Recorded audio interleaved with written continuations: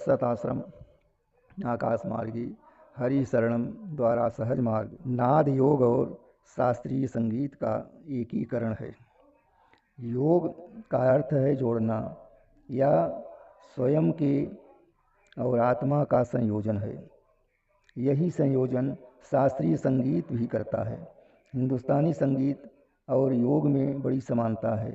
दोनों का मूल स्रोत वेद है। योग और शास्त्रीय संगीत दोनों में श्वास प्रश्वास की गति से मन को शांत और एकाग्र चित्त किया जाता है। सामवेद में उल्लेख है कि संगीत का कार्य मन को शांत करना और उसे दैवी अस्तित्व के प्रति संवेदनशील बनाना है। नियमित योग करने से या संगीत का अभ्यास करने से सांसों में नियंत्रित होता है। जब सांसें नियंत्रित होती हैं तो ध्वनि केंद्रित करने में मदद मिलती है। शास्त्रीय गायक पंडित हरीश तिवारी का कहना है कि हिंदुस्तानी शास्त्रीय संगीत में 3 सप्तक माने गए हैं। गायन में मंद्र सप्तक से नाभि में और मध्य सप्तक से छाती में और तार सप्तक से मस्तिष्क में स्नायु तंत्र में कंपन होता है।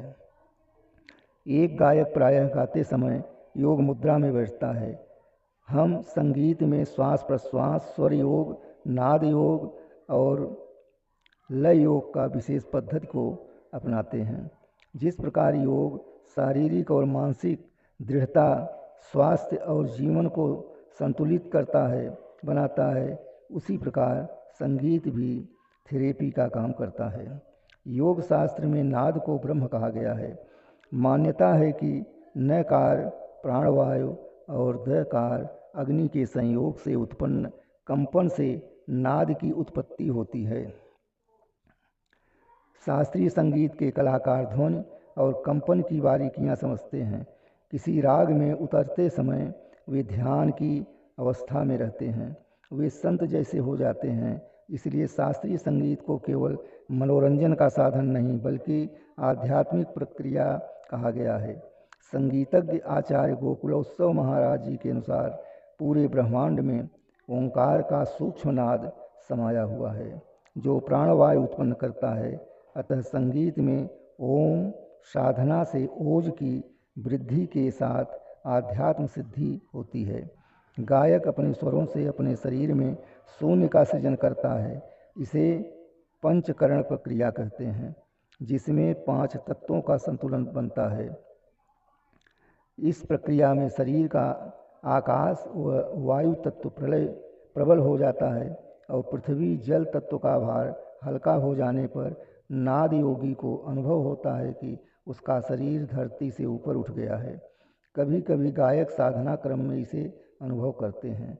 योग और संगीत दोनों ही एकाग्रता बढ़ाने, तनाव दूर करने में मददगार होते हैं।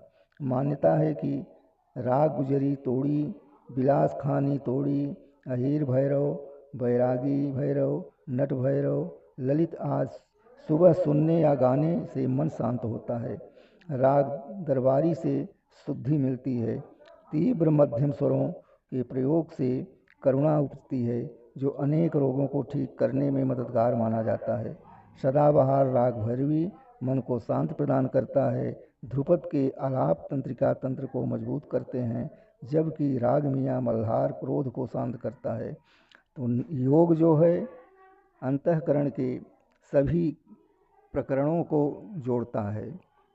तो हम जब साधना में बैठें तो साधक को चाहिए कि योग के द्वारा श्वास प्रश्वास में ओंकार का जाप करें, नारायण नारायण का जाप करें।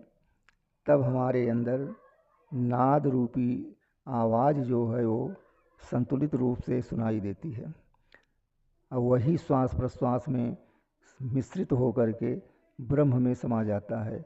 वही साधक ब्रह्मरूप हो जाता है, ब्रह्म को प्राप्त कर लेता है, ब्रह्म में विलीन हो जाता है। उसी को मोक्ष या स्वर्ग या वैकुंठ की प्राप्ति होती है। तो साधक जब तक योग मुद्राओं का प्रयोग नहीं करता है तब तक उसे पूर्ण अनुभव नहीं हो पाता है। इसलिए नारायण की भक्ति जप उपासना ही सर्वश्रेष्ठ है। नारायण की भक्ति से ही मुक्ति मिलनी है। जय श्री नारायण।